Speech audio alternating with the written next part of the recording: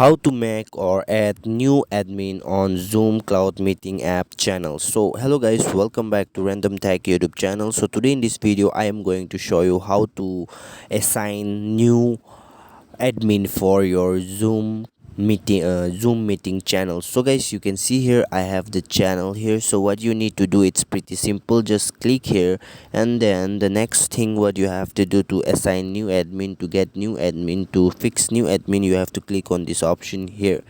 So guys, don't forget to hit the subscribe button.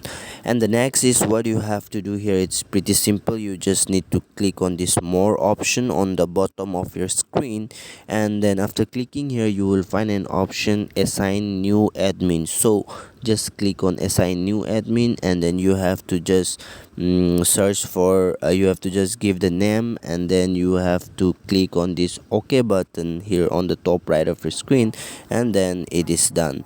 So guys, I hope you like this video. See you soon on the next video.